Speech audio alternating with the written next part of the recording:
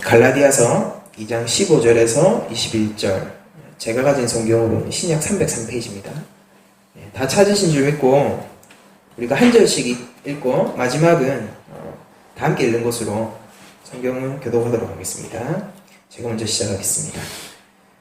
우리는 본래 유대인이요 이방 죄인이 아니로되 사람이 이렇게 되는 것은 율법의 행위로 말미암음이 아니요 오직 예수 그리스도의 믿음으로 말미암은 줄 알므로 우리도 그리스도 예수를 믿나니 이는 우리가 율법의 행위로서가 아니고 그리스도를 믿음으로써 의롭다 함을 얻으려 합니다. 율법의 행위로서는 의롭다 함을 얻을 부채가 없느니라. 만일 우리가 그리스도 안에서 의롭게 되려다가 죄인으로 드러나면 그리스도께서 죄를 짓게 하는 자냐? 결코 그럴 수 없느니라. 만일 내가 거듭은 것을 다시 세우면 내가 나를 범법한 자로 만나는 것이라.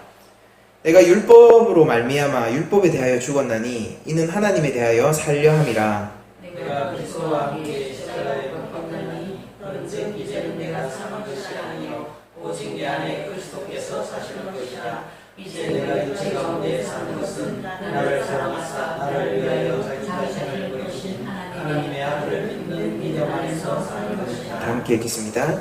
내가 하나님의 은혜를 패하지 아니하노니 만일 이렇게 되는 것이 율법으로 말미암으면 그리스도께서 헛되이 죽으셨느니라. 아멘. 오늘은 갈라디아서 2장 15절에서 21절을 완전하신 그리스도의 사역이라는 제목으로 설교를 하도록 하겠습니다. 오늘 말씀을 선포함에 있어서 여러분들이 한번 오늘은 잘 들어보시고 저번 주 우리가 이제 이신칭의라고 해야 됩니까? 아무튼 믿음에 관한 내용을 했는데 우리들이 그리스도의 사역에 대해서 완전하신 그리스도의 사역에 대해서 조금 더 집중해서 볼 수 있는 시간이 됐으면 좋겠습니다.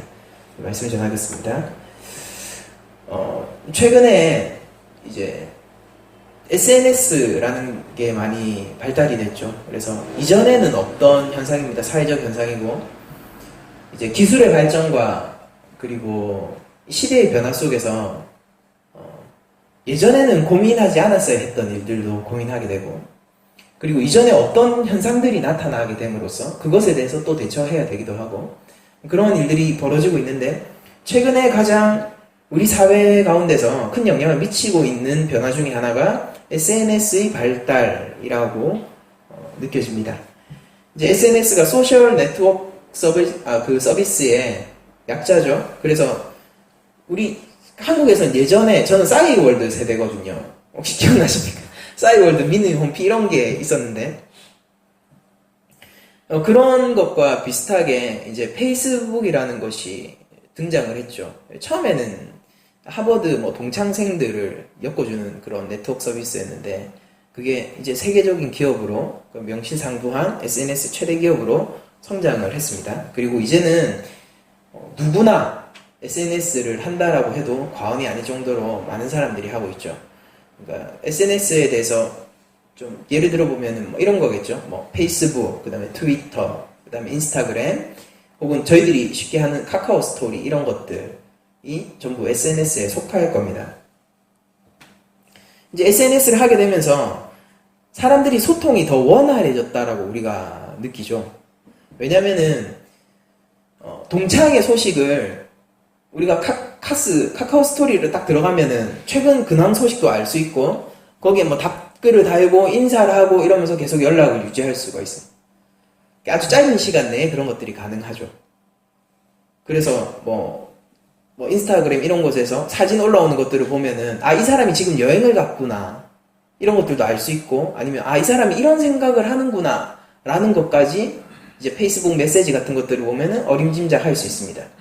그래서 그 사람에 대해서 파악하기도 조금 더 쉬워졌고 우리가 굳이 대화를 나누지 않더라도 이렇게 드래그 하면서 이 글들을 읽다 보면은 어느 정도 파악이 되는 그래서 이 사람이 성향이 얼만큼 나와 맞는지 이런 것들도 파악이 되고 또 얼굴과 얼굴을 마주하지 않고 아주 멀리 있더라도 서로 대화를 할 수 있는 그런 세상이 왔단 말이에요. 근데 SNS가 많은 긍정적인 기능을 가져오고 또 사람들 간의 어떤 소통을 원활하게 하는 반면에 또 악기능도 있죠. 그러니까 안 좋은 기능들도 있습니다. 그게 뭐냐면은 SNS를 통해서 많은 사람들이 우리가 흔히 말하는 SNS 중독이라는 현상이 나타나고, 그 중독이라는 현상이 일어나는 것 이면에는 이런 것이 있죠. SNS를 통해서 자신을 표출하는 것에 중독이 있는 거예요. SNS를 중독됐다라는 거는. 그래서 식사를 할 때 예전에 식사 예절이 뭐 각국 나라들마다 많았지만 우리 한국 같은 경우에는 뭐 어른이 숟가락을 들기 전에는 들지 않고 어른이 한술 떠서 드셔야지 또 우리가 한술 먹고 뭐 이런 문화들이 있었는데, 최근 젊은 이들의 그 문화는 음식이 나오면은 사진을 찍을 때까지 음식을 떠먹지 않는 게 예의라고 합니다. 왜냐면은 사진을 찍어서 SNS에 올려야 돼요. 그런데 처음 세팅된 모습이 아니라 내가 한번 휘저었어요. 그러면은 이 사진이 예쁘게 안 나오지 않지 않습니까? 그러니까 그 사람들이 찍을 때까지 기다려주는 게 예의라고 지금 합니다. 새롭게 나타난 문화예요.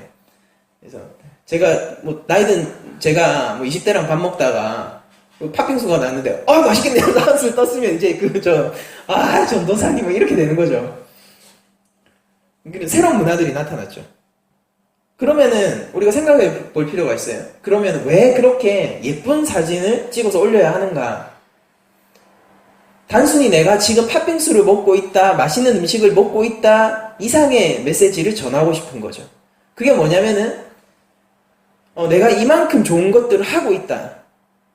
나는 지금 이런 멋진 삶을 살고 있다. 나는 지금 여유롭다. 나는 지금 충분히 행복하다. 이런 나에 대한 메시지, 나의 이미지를 전달하고 싶은 거예요. 이 음식을 통해서. 사진들 중에 이런 사진들도 있다라고 합니다. 그게 뭐냐면은 오늘 날씨 좋다, 아침에 커피 한 잔이라고 사진을 딱 찍으면서 옆에 구찌 핸드백을 잠깐 놔두는 거예요. 사진 구석에 핸드백이 들어가도록 이렇게 탁 찰칵 찍어놓고, 이제 마크는 반드시 나와야죠. 브랜드 마크는 딱 나와놓고 이제 사진 센터에는 이제 커피가 있는 거예요. 모닝 커피가. 근데 진짜 전달하고 싶은 건 뭡니까? 나 구찌 있어 이거잖아요. 그래서 댓글이 달리길 바라죠. 무슨 댓글입니까? 와, 커피 맛있겠네. 이거는 그 사람이 기쁘게 못해요. 뭡니까? 오, 핸드백 너무 예쁘다. 그 사람을 진짜 기쁘게 하는 메시지죠. 그러니까 아주 속물적으로 드러나고 싶지 않지만은, 그러나 나는 이걸 자랑하고 싶다라는 것의 어떤 절충안 같은 거겠죠. SNS를 통해서는 어떤 형태로든지 내가 표출되게 되어 있습니다. 내가 표출되죠. 그런데 내가 표출되는 모습을 내가 있는 그대로 표출시키지 않죠. 내가 행복하다고 느끼는 순간 그걸 넘어서서 남들이 볼 때 멋지다, 닮고 싶다, 혹은 행복할 것 같다 라고 느껴질 만한 순간을 내가 올리는 거예요. 가공이 들어가고 해석이 들어간다는 소리. 이게 문제가 이거죠. 내 자신이 비춰지는 모습을 나는 가공해서 올리지만은, 그러나 그 실체는 그대로라는 겁니다. 사진으로 내가 담아낼 수 있는, 그리고 내가 글로써 적어낼 수 있는 것들은 얼마든지 바꿀 수가 있어요. 그러나 그렇다라고 해서 내가 맛이 없는 음식을 먹고 있는데 그것이 맛있게 보인다라고 해서, 음식 데코가 잘 돼서 맛있게 보인다라고 해서 그것이 진짜로 맛있는 음식이 되지는 않는다라는 거예요. 내가 여행을 와서 너무 피곤하고 짜증나고 공항에서 너무 치이고 했는데 멋있게 여유로운 척 공항에서 사진을 찍어 올린다라고 해도 그 짜증나는 상황 자체는 변하지 않는다라는 데 문제가 있는 거죠. 이 사람들이 내가 화려하게 보이고 싶고 내가 행복하게 보이고 싶은 그 이면에는 자신의 일상을 감추는 그런 일들이 함께 함유되어 있는 것입니다. 진짜 일상을 말입니다. 좋아요, 이것에 목을 매면서 그것으로 인해서 행복감을 느끼고, 이 되게 웃기잖아요. 나는 지금 멋지다, 행복하다 라고 사진을 올렸는데 그 사람을 진짜 행복하게 하는 거는 다른 사람들의 반응이에요. 좋아요, 클릭수가 얼만큼 올라가는가, 그거예요. 옛날에 제가 싸이월드 할 때는 싸이월드 투데이라고 해서 오늘 방문자 수가 나왔었거든요. 그거 조작기도 있었습니다. 돈 받고 막 팔고 막 이랬어요. 제 친구도 사가지고 막 하루에 막 3,000명 막 이렇게 막 하고 했었는데, 그런 것들이 뭐 나를 풍성하게 보이게 한다라는 겁니다. 나라는 사람을 크게 보이게 한다라는 거죠. 웃긴 거죠. 그러나 연출된 상황이, 이게 딜레마가 뭐냐면, 연출된 상황이 화려하면 화려할수록 어떻게 되는 겁니까? 나의 일상은 더 초라해지는 거예요. 그게 요즘 SNS에서 나타나고 있는 부작용의 하나입니다. 진짜 화려한데 그거보다 축소해서 올리는 사람은 없습니다. 진짜 화려하게 부자인 사람들도 더 화려하게 보이려고 SNS를 한단 말이에요. 사람의 욕망이 거기에 담겨 있는 것이죠. 근데 저는 이런 현상들을 보면서 바리새인들을 마치 SNS 중독자처럼 느껴지는 상황이 왔었거든요. 율법에 매여 사는 자들이 마치 이와 같은 삶의 형태를 가지고 있다라고 생각을 했습니다. 자기 자신을 다른 사람들이 어떻게 나를 평가할까에 의해서 자기 자신을 한번 비춰보는 거예요. 그리고 거기에는 잣대가 있습니다.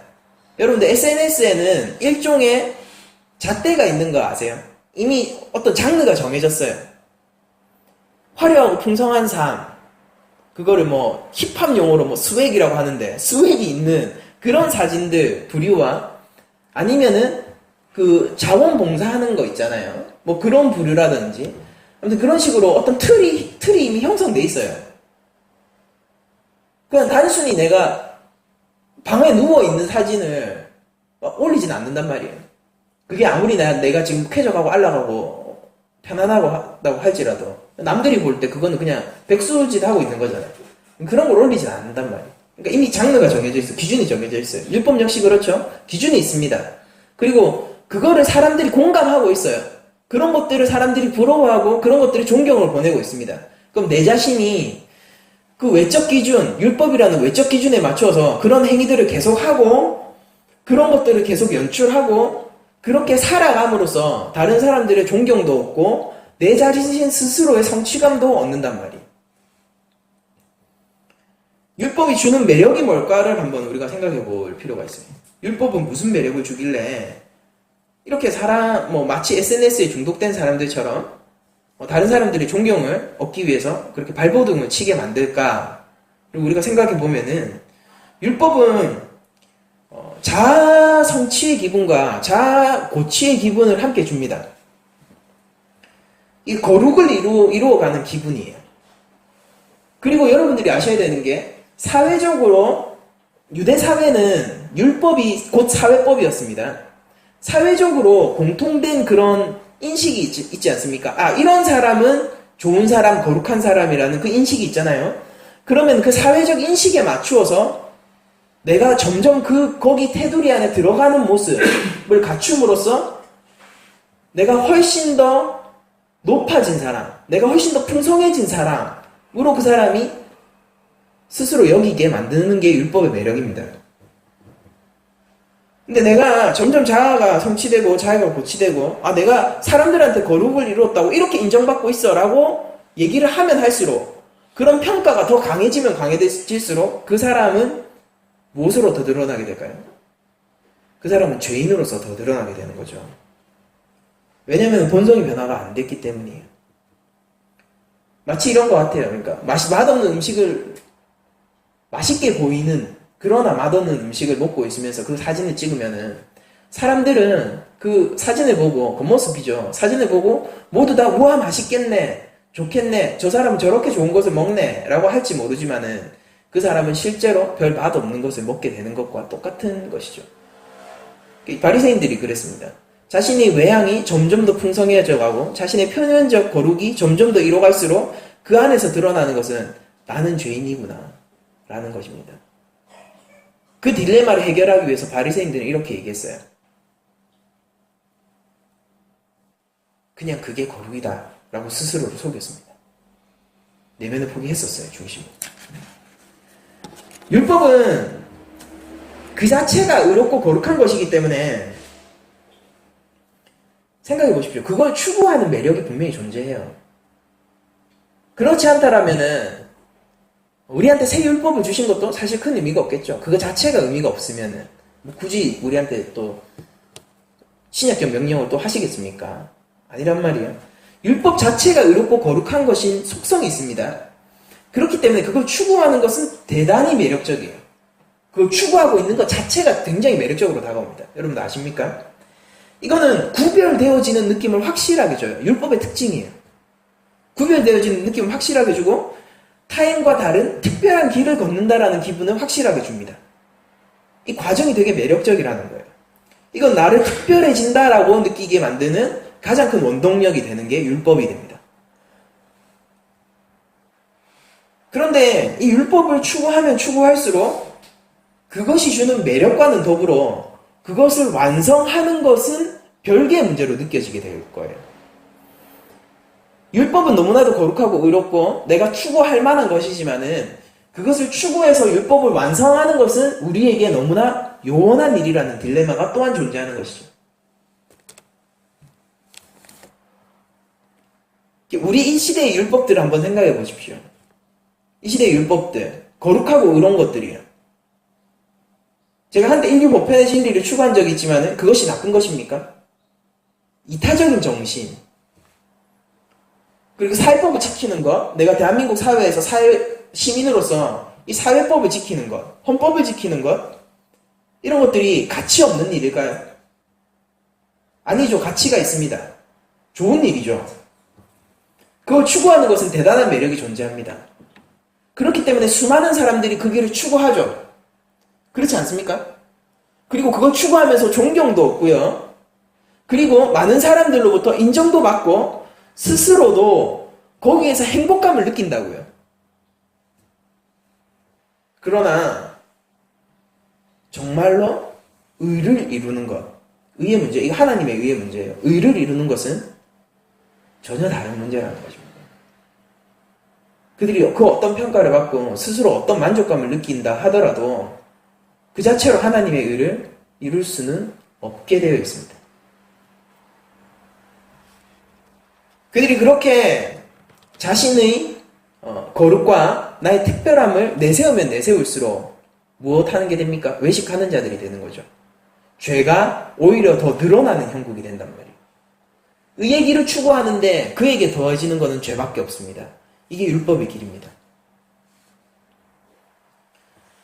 그래서 예수님이 오셨고 예수님은 율법을 폐하시고 하나님의 은혜를 세우셨습니다. 그게 십자가 사건이죠. 그 율법을 폐했다는 것은 율법을 완성했다는 의미고 그 율법을 완성한 것으로 우리가 구원을 얻은 것이죠. 그러니까 우리 구원의 근거는 뭐냐면 율법에 의해서 판단되는 거예요. 여전히. 율법은 의로운 것입니다. 율법에 의해서 네가 흠없다 판단되었기 때문에 우리가 구원을 얻는 거라고요. 근데 그게 우리의 의가 아니라 그리스도의 의를 우리가 전가받았기 때문에 우리가 율법에 의해서 정죄받지 않는 상황이 되는 거거든요. 율법은 1.1핵도 없어지지 않는다는 것을 우리가 먼저 인지할 필요가 있습니다. 율법은 거룩하고 의로운 것이고 이 세상 끝날까지 하나님의 기준으로서 반드시 서 있을 것입니다. 율법의 그 항목 하나하나를 제가 얘기하는 것이 아니라 그러니까 돼지고기를 우리가 먹지 않으면 안 된다 이런 얘기들이 아니라 율법의 제가 정신을 얘기하는 것이죠. 율법에 대한 정확한 이해를 하기 위해서는 당대 시대 배경 속에서 율법을 이해하는 것이 필요한데요. 당시 고대 근동지방사회에서 율법은 굉장히 지금으로 얘기하면은 진보적이고 레디컬한 법이었어요. 여러분들 우리는 지금 생각할 때 나병 환자를 집 밖으로 쫓아내는 것이 비인도적으로 느껴지지 않습니까? 사회가 많이 좋아졌어요. 근데 당시 나병 환자를 죽이지 않는 유일한 족속이 이스라엘 민족이었어요. 고대 근동지방에서. 그리고 이혼을 하도록 이혼증서를 써주는 것을 우리가 되게 그럼 이혼을 허락했는가? 신약적 계명과 이 반대가 되는가라고 우리가 생각하기 쉽지 않습니까? 율법을. 그런데 그게 최소법이었죠. 여러분들 생각해보세요. 예수님이 뭐라고 하셨습니까? 너희들이 마음이 완악한 거로 모세가 그걸 허락했다라고 하는 거죠. 당시에는 여자가 남자에게 잘못 보이면은 굉장히 강한 가부장 제사였단 말이에요. 잘못 보이면은 그냥 마음대로 이혼을 할 수가 있었어요. 근데 마음대로 이혼하지 말라, 마음대로 가정을 깨지 말라라는 정신이 거기에 들어있는 거예요. 이혼 증서를 써주라는 것은. 그런 가치들이 있는 거예요. 그거는 여전히 하나님이 세상을 운용하시는 질서고, 그 고대 근동지방 사회에서 보면은 다른 모든 법들이 왕 중심입니다. 왕 중심의 법이에요. 신분 제도가 있었으니까 왕 중심의, 그리고 귀족 중심의 법인데, 율법은 하나님이 주신 법임에도 불구하고 인간 중심의 법이에요. 그리고 다른 당시에 뭐 함무라비 법전이나 뭐 이런 고대 금동 지방의 법전들을 보면은 물건 중심의 법입니다. 물건 중심의 법. 그러니까 물건을 손상하면은 그거에 대한 책임을 사람이 강력하게 물어야 되는 법이거든요. 그런데 율법은 물건보다는 사람 중심의 법입니다. 당시. 그러니까 지금으로 치면은 되게 레디컬한 법이에요. 그런 정신이 숨어 있는 것이죠. 위를 추구하기보다는 아래를 추구하고, 재산을 추구하기보다는 사람을 추구하는 법이 율법의 정신인 겁니다. 그것을 온전하게 우러낼 수 있는 사람은 사실은 근데 없었죠. 왜냐하면 하나님을 사랑하지 않으면은 이웃을 온전히 사랑할 수 없기 때문이고, 하나님을 사랑하지 않는 사람들이 이웃을 사랑한다고 하는 것은 언제나 한계점을 가지고 있기 때문입니다. 율법은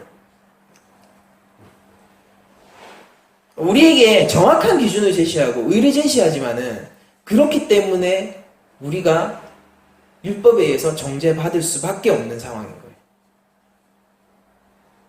너무나도 정확하기 때문에, 너무나도 거룩하기 때문에, 하나님의 법과 질서를 담고 있기 때문에, 하나님이 직접 선포하셨기 때문에 예외가 있을 수 없고, 우리도 예외가 될 수 없는데, 그것이 또한 너무나도 거룩하기 때문에 우리 같은 죄인들은 그것을 결코 성취할 수가 없는 것이 율법에 관련한 우리의 입장인 것입니다. 이 율법을 어떻게 해야 되나? 없어지지가 않는데 어떻게 해야 되나? 이 율법을 어떻게 돌파할 수 있는가? 돌파할 수 있는 유일한 방법이 예수 그리스도의 십자가인 것이죠. 그래서 우리의 믿음이 그렇게 소중한 것입니다. 바울은 오늘 믿음을 얘기하면서 일단 이 얘기를 해요. 17절을 보시면, 만일 우리가 그리스도 안에서 의롭게 되려 하다가 죄인으로 드러나면 그리스도께서 죄를 짓게 하는 자냐? 결코 그럴 수 없느니라 라는 얘기를 합니다. 우리는 율법을 돌파해서 그리스도의 의라는, 하나님의 의라는 영역 안에 머무르는 자지만은, 또한 그 안에서도 우리가 죄인으로서 드러나게 되죠. 그러니까 우리가 믿음을 가지는 첫 시작부터가 사실은 우리가 죄인임을 고백하는 것으로부터 시작되지 않습니까? 난 율법에 의해서 정죄받을 수밖에 없는 자입니다 를 고백하면서 시작하는 거예요. 그렇게 되면은 우리가 그리스도 안에서 이제 새 법을 추구하는 거예요. 새 법을. 난 이제 하나님의 백성이기 때문에 하나님의 그 율법을 또 추구하게 되는 겁니다. 근데 그러면서 우리에게 느껴지는 사실은 뭡니까? 여전히 나에게는 그리스도의 그 한계가 있구나. 그리스도의 장성한 분량이 아직 다다르지 못했구나. 나의 믿음이 여전히 연약하구나. 나는 하나님을 알면서도 하나님을 의지하지 않고 살고 있구나라는 것들이 나에게 계속 드러난단 말이에요. 내가 죄인으로 드러나는 겁니다. 그러면은 그렇게 되었을 때 예수님 안에 있으면서도 너희들이 죄를 짓게 되면은, 그러면 예수님은 여전히 너희에게 죄를 짓게 하는 자냐라는 말을 지금 사도 바울이 던지고 있는 거거든요. 그러나 그게 결코 그럴 수 없다라고 얘기를 하고 있습니다. 이게 무슨 얘기냐면은, 너희들은 이미 너희들의 죄와는 상관없는 자가 되었다라는 의미인 거예요. 이 지점에서 우리는 그리스도 사역의 완전성을 바라볼 수밖에 없는 겁니다. 율법은 없어지지 않는 기준입니다. 그리고 아무리 바리새인들처럼 나를 풍성하게 꾸며도 사람들의 아무리 그 칭찬을 받더라고 하더라도 그것은 이룰 수 없는 완전한 기준이에요. 100%의 기준입니다. 그리고 우리가 그리스도 안에 들어와서 이제 하나님의 자녀가 되었음에도 여전히 우리는 무엇으로 평가를 받느냐면은 율법으로 평가를 받게 되어 있어요. 그 의로운 거예요. 율법이 의롭기 때문에 우리한테 해로운 겁니다. 여전히 하나님은 하나님의 질서를 네가 이행하느냐, 나의 법을 네가 지키느냐로 우리를 평가하실 거예요. 그때 우리가 어떻게 되는 거예요? 우리는 여전히 한계 속에 있습니다. 우리는 여전히 나의 욕망이 없어지지 않았습니다. 나의 죄가 여전히 나를 지배하는 것만 같습니다. 라는 고백을 할 수밖에 없습니다. 그런데 왜 우리가 율법이 이랬다 저랬다 기준이 변하는 걸까요? 아니죠. 율법은 여전히 우리를 정죄하고 있지만 우리가 왜 정죄받지 않습니까? 우리가 그리스도와 하나 되었기 때문에 정죄받지 않는 거예요. 예수님은 율법의 모든 요구를 통과하셨습니다. 무죄하신 분이에요. 그것을 심지어 배신자 유다마저도 증언했습니다. 이는 무죄하다라고 증언했어요. 받은 은을 다시 던지면서 무죄한 자다라고 외치는 장면이 나오지 않습니까? 예수님은 무죄하셨어요. 무죄하셨어요. 그 예수님이 율법의 모든 의를 이루어내시고 모든 요구를 통과하시고 온전히 하나님의 질서를 충족하시고 하나님께 순종하고 하나님을 사랑하며 이웃에게 100% 온전한 사랑을 하심으로써 율법의 모든 계명들을 통과해내셨습니다. 그 예수님이 우리를 위해서 죽으시고 우리와 함께 사셨습니다. 우리가 이 영역 안에 있어야지만이 예수 그리스도의 그 의 안에 있어야지만이 율법에 의해서 정죄받지 않는 상태가 되는 거예요. 율법이 우리를 찌르는 거예요. 율법이 우리를 찌릅니다. 야, 너 이건 절대 기준이야. 네가 이 기준을 충족했어? 너가 정말로 거룩하니? 라고 율법이 우리를 찌른단 말이에요. 그럼 변하지 않는 거예요. 세상 끝날까지 변하지 않는 겁니다. 그때 우리는 뭐라고 하는 거예요? 그래, 찔려서 나 죽었잖아 라고 얘기해야 되는 거예요. 죽은 자에게 무슨 더 형벌이 있을 수 있겠습니까? 나 찔려서 죽었잖아. 율법의 기준에 의해서 나 죽었잖아. 나 죄인이야. 나는 심판을 받아야만 해. 그래서 받았잖아 라고 얘기를 하는 거예요. 우리는 받았잖아. 그게 그리스도가 받은 심판 안에 우리가 함께 죽어가는 그걸 얘기하는 거거든요. 나 죽었잖아. 그러면은 우리에게 이미 내려야 될 형벌에 대한 벌이 모두 내려졌습니다. 그럼 공의의 하나님이, 여러분들 생각해 보세요. 공의의 하나님이 그 죄에 대해서 이미 모든 형벌을 받은 그 죄에 대해서 또 한 번 물으실까요? 아니란 말이에요. 그 상태에서 우리가 함께, 근데 그건 죽음의 상태죠. 그 상태에서 우리에게 그리스도가 우리를 품에 안고 다시 살아나시게 된 상황이 우리의 상황이거든요. 우리 죽었어요. 율법에 대해서 죽었습니다. 율법에 의해서 정죄받고 심판받았습니다. 다만 우리의 심판을 그리스도께서 받으셨어요. 우리 앞에서. 여러분들이 그리스도 밖으로 벗어나면은 그 심판을 여러분들이 감내해야 될 거예요. 그러나 여러분들이 그리스도를 머리로 한 그리스도와 하나인 교회라면은 여러분들은 그리스도와 함께 죽으셨을 겁니다. 제가 한번 이런 얘기를 해드린 적이 있어요. 우리는 하나님께서 우리를 한 사람 한 사람 개개인으로 창조하기 이전에 우리를 아담 공동체라는 인류로서 창조하셨다라고 제가 말씀드린 적이 있을 거예요. 우리 이 인류 공동체는 그냥 하나인 거예요. 교회가 하나이듯이 하나님이 창조하신 인간은 아담과 하와지만은 그 둘이 하나면은 그냥 아담이에요. 아담이 인간이기도 하고 아담의 이름이기도 합니다. 그게 인간이란 뜻이에요. 아담이 그냥 인간이란 대명사거든요. 그 머리가 첫째 아담일 때는 우리는 우리의 죄가를 받고 하나님의 그 원칙은 틀려지지 않습니다. 율법에 의해서, 그 거룩에 의해서 그 죄가를 받고, 그리고 죽어 있는 거예요, 죽어 있는 거. 근데 우리의 머리가 그리스도일 때는 우리가 죄가를 받습니다. 그리스도와 하나잖아요. 그리스도와 하나이기 때문에 하나님의 심판은 십자가 앞에서 받는단 말이에요. 받고 죽었습니다. 근데 다시 살아나는 거죠. 그게 부활이고 그게 중생이에요. 율법은 없애야 할 것이 아니에요. 율법은 반드시 지켜질 거예요. 율법을 우리가 마음대로 폐하거나 우리가 없앨 수가 없습니다. 그러나 율법으로부터 정죄받지 않을 방법이 있습니다. 그게 바로 그리스도의 십자가 앞에서 우리가 그리스도와 하나 되는 것이고, 이것을 우리는 믿음이라고 부릅니다. 하나님의 그 심판 원리는 언제나 동일했고요. 예수를 믿는다라고 해서 그 심판 원리를 싹 비껴가게 해주시지 않으세요, 하나님. 그래서 아들이 오셨어야만 했습니다. 죽음 가운데서도 여전히 무죄한 누군가가 있어야 됐단 말이에요. 그와 하나 된 어떤 연합된 공동체가 필요했단 말입니다. 완전히 무죄한, 율법의 의를 완전히 충족할 수 있는 그 누군가가 필요했어요. 이 땅엔 없었습니다. 의인이 없대 한 명도 없었단 말입니다. 그래서 하나님의 아들이 직접 이 땅에 내려오셨습니다.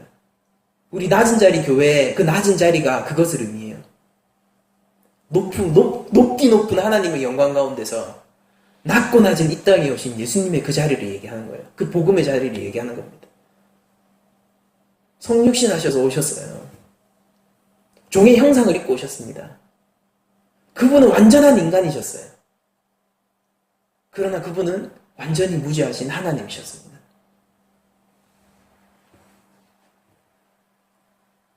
그 예수님이 그 예수를 믿는 자들과 함께 십자가에 달려서 율법의 모든 죄가를, 형벌을 담당하셨습니다. 그때 우리가 율법에 대해서 함께 죽는 자가 되어야 되는 거죠.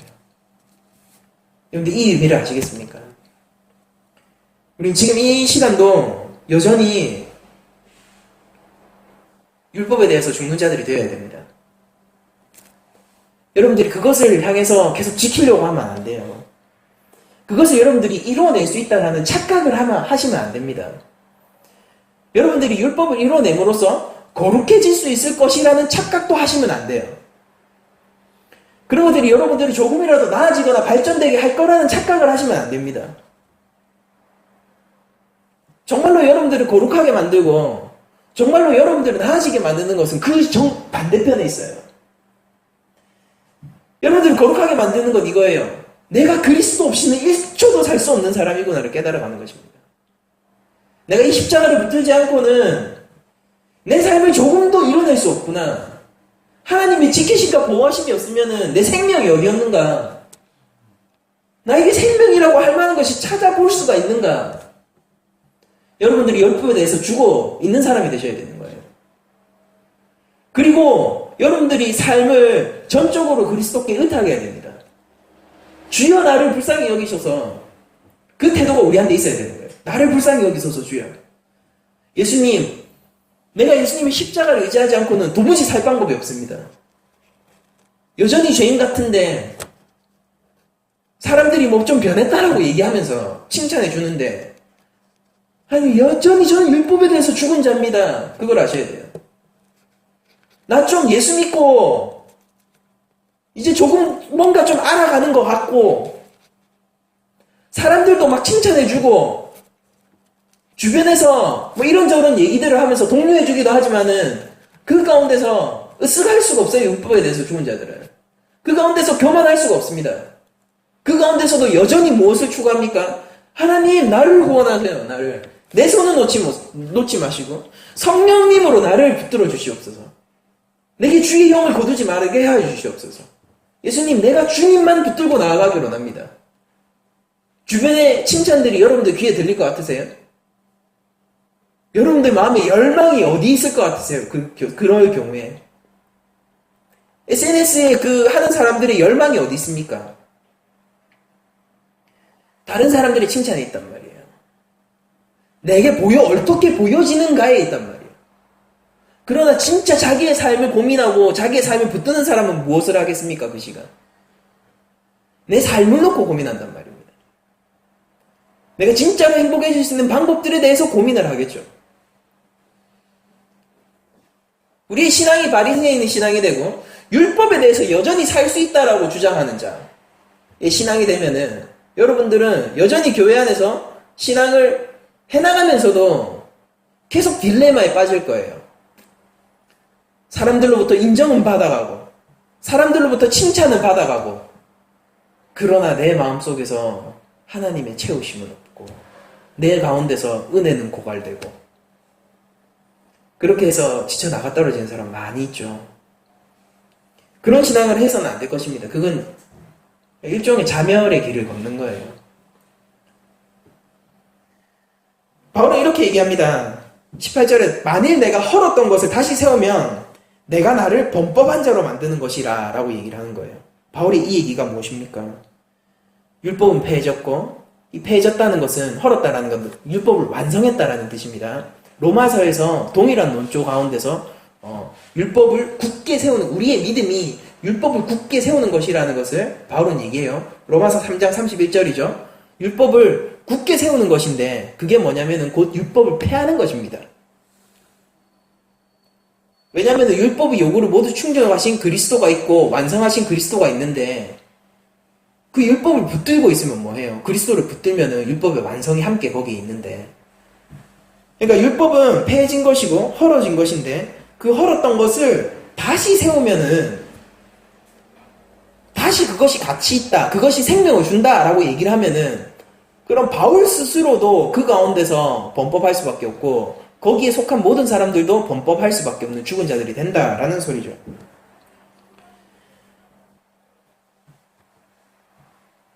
(19절에서) 바울이 또한 이렇게 고백을 이어갑니다. 내가 율법으로 말미암아 율법에 의해서 율법에 대하여 죽었나니 이는 하나님에 대하여 살려 함이라 라고 얘기를 하는 거예요. 그리고 유명한 20절의 말씀이 나옵니다. 내가 그리스도와 함께 십자가에 못 박혔나니 그런즉 이제는 내가 사는 것이 아니요 오직 내 안에 그리스도께서 사시는 것이라.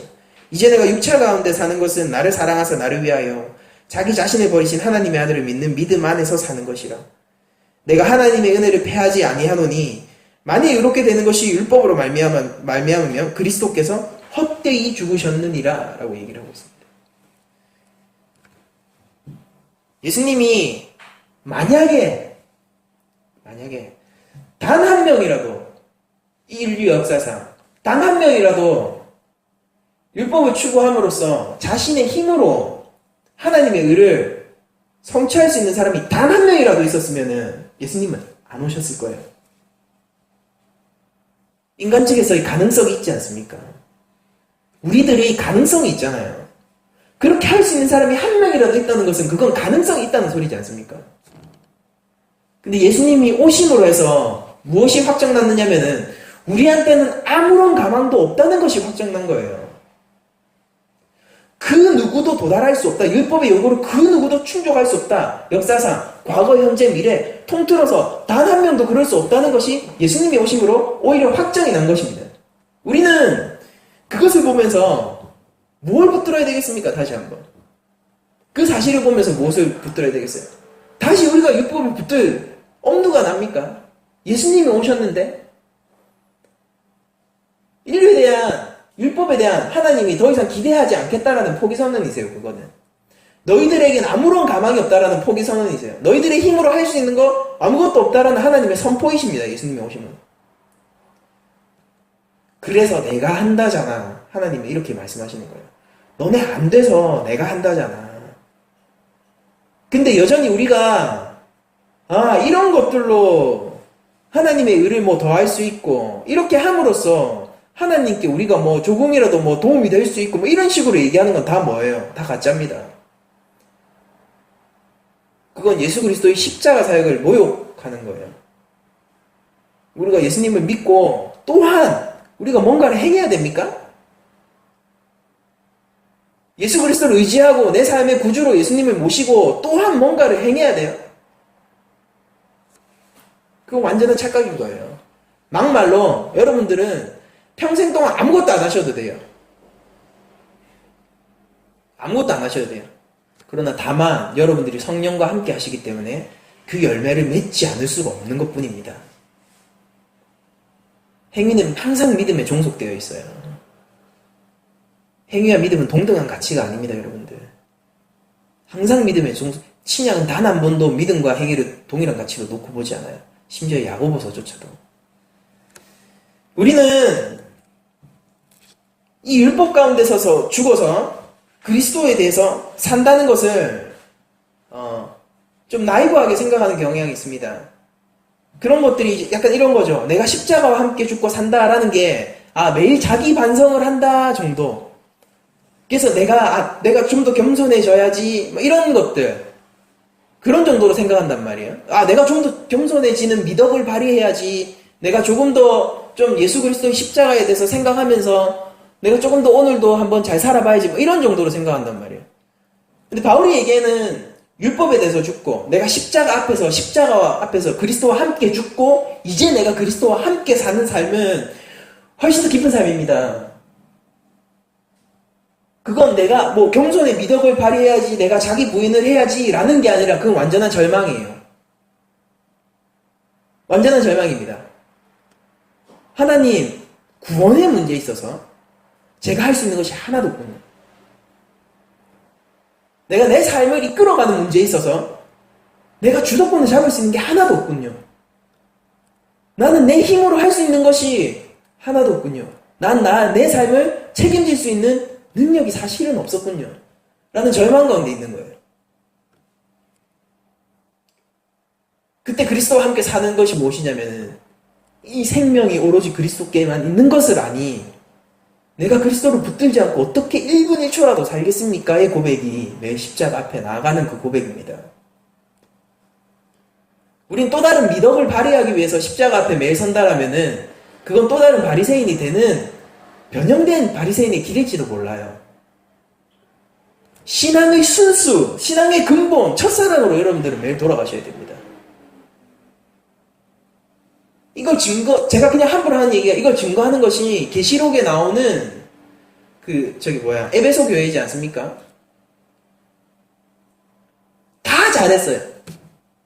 이단도 대처하고 열심도 있고 너무나도 건강한 교회인데 너희가 첫사랑을 잃었다라고 얘기하지 않습니까?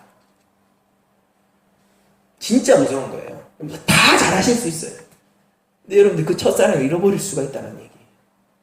그게 없으면 책망받는 일입니다. 다 잘하실 수 있어요, 여러분들. 율법에 대해서 살지 마십시오, 여러분들. 율법에 대해서 죄를 죽으시길 바랍니다. 여러분들의 가능성을 놓으세요. 무엇을 할 수 있습니까? 하나님의 전적 주권 정말로 믿으십니까? 하나님이 살아계심을 믿으십니까? 예수님이 정말로 여러분들의 왕이십니까?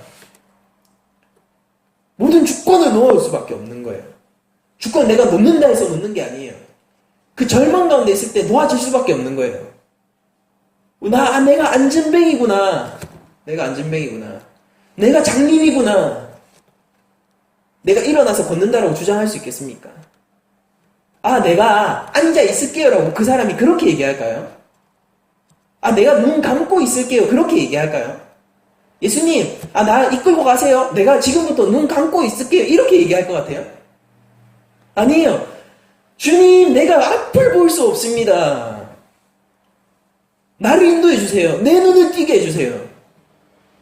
그게 십자가 앞에서의 고백인 거예요.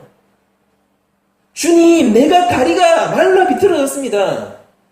나를 일어나 걷게 해주세요. 그게 십자가 앞에서의 고백인 겁니다. 하나님, 나 걸을 수 있는데 내가 주권을 주님한테 넘겨야 되니까 지금부터 잘 앉아 있을게요. 그렇게 얘기하는 거는 신앙도 아니에요. 그거는 또 다른 바리새인입니다. 우리는 우리 한계 가운데서 율법에 대해서 죽을 수밖에 없고 죽어 있을 수밖에 없고 그리스도 외에는 살 수가 없는 사람들입니다. 여러분들, 우리는 제가 이제 마무리를 할 텐데요. 그리스도가 일하신 십자가 사건의 온전함을 보셔야 돼요. 그 확실성을 붙들지 않으면 이 세상에 그 무엇도 우리의 구원 가운데서 확실한 것이 없습니다. 그걸 붙드셔야 되고, 그것을 붙든다는 것은 나의 완전한 포기를 얘기하는 거예요. 그래서 나의 완전한 포기를 얘기하는 겁니다. 저는 믿어요. 율법이 하나님의 거룩한 의인 것을. 그것이 절대적인 기준인 것을 저는 믿습니다. 그렇기 때문에 저는 율법에 대해서 살려 하지 않아요.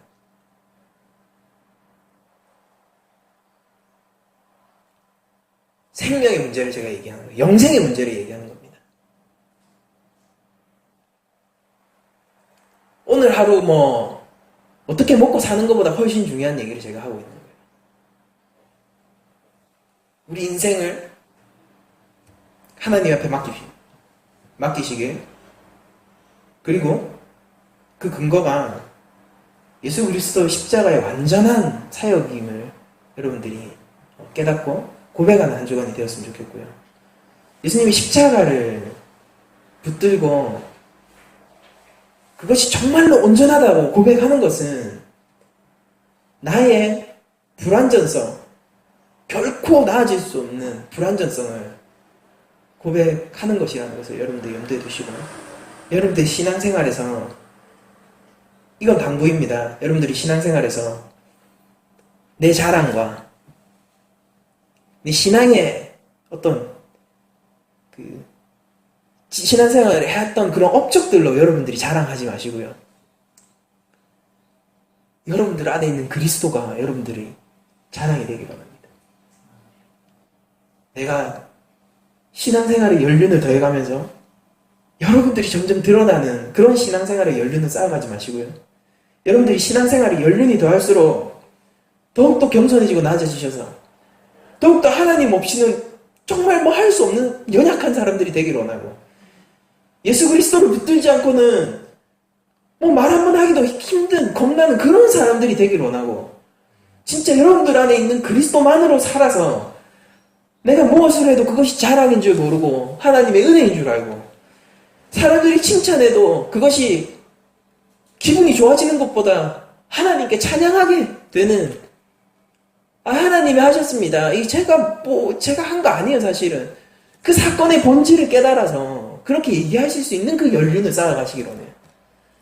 신앙생활을 쌓아가면서 여러분들이 더 교만해지신다면은 여러분들은 거꾸로 가고 있는 것입니다.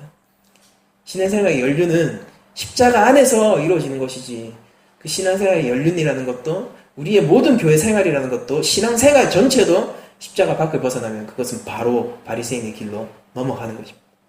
그것을 알고 한 주간도 그리스도의 온전한 사역 안에 있기로 하면서 말씀을 마치도록 하겠습니다.